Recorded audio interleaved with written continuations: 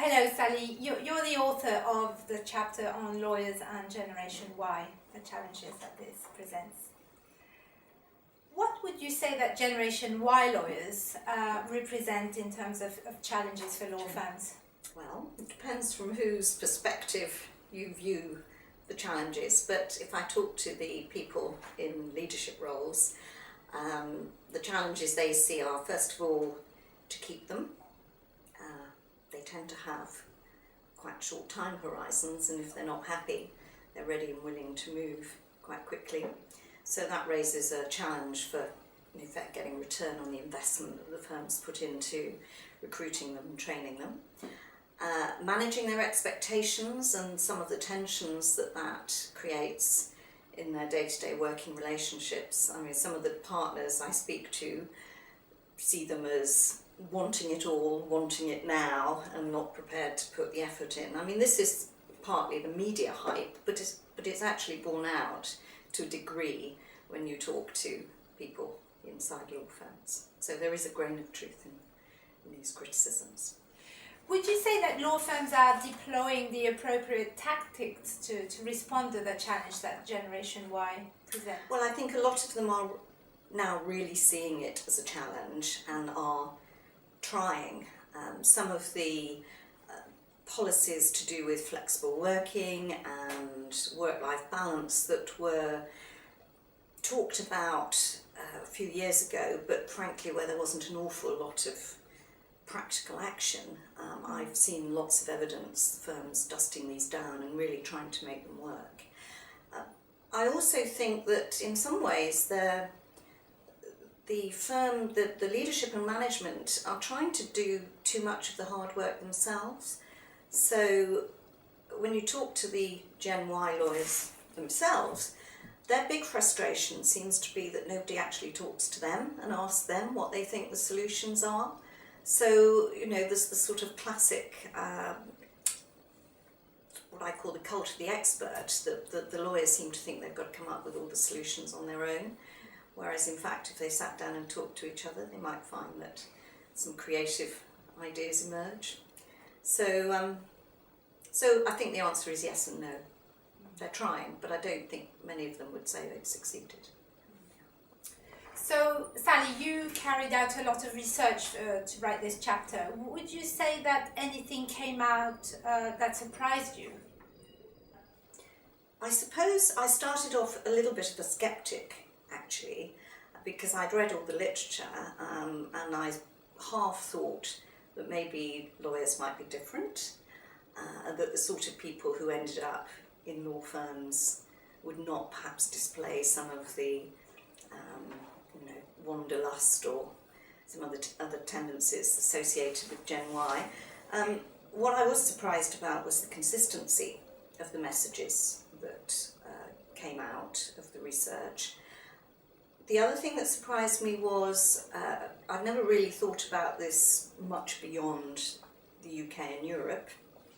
So I was very interested to see that even in developing economies and where the legal profession or the whole legal sector is far less, if you like, mature, the same sorts of issues were emerging. Some of the law firm partners in this country that I'd spoken to saw some of the challenges as being a reflection of it being a very mature competitive market with all the challenges that brings.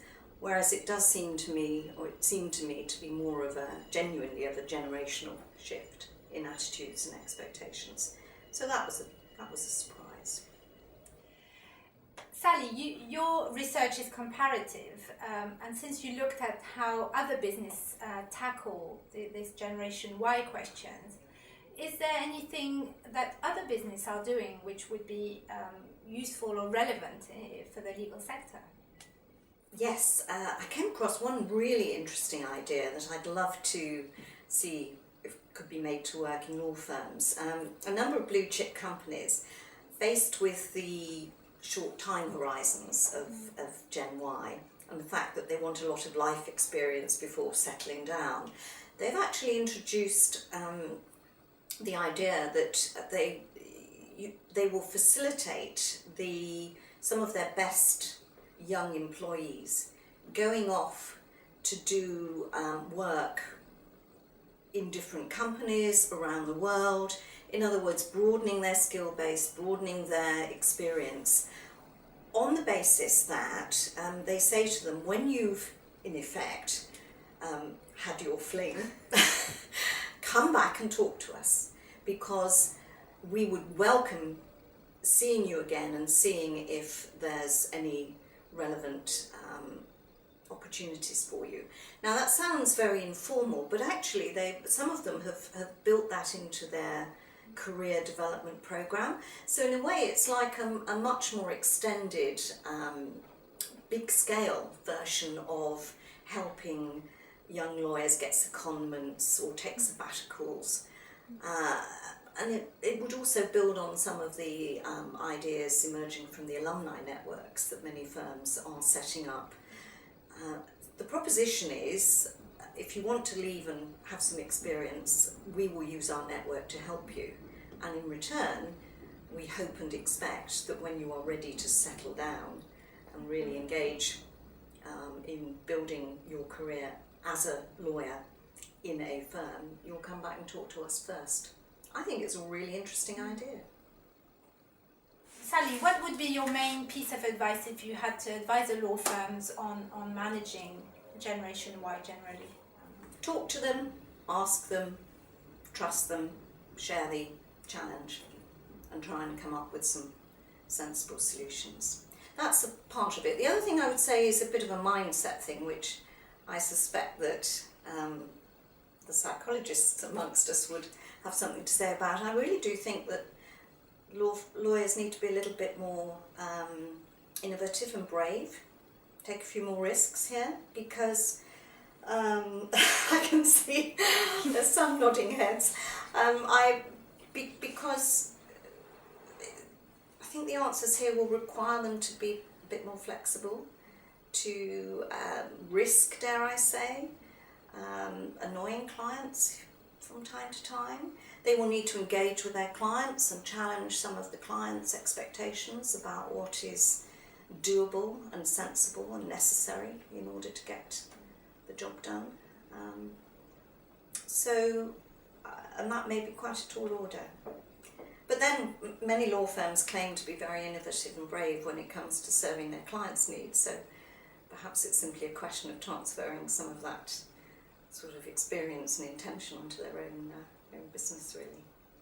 There's genuinely a big challenge here, and I haven't got any magic solutions, but I do think all of them will start with having good conversations with each other. Thanks very much.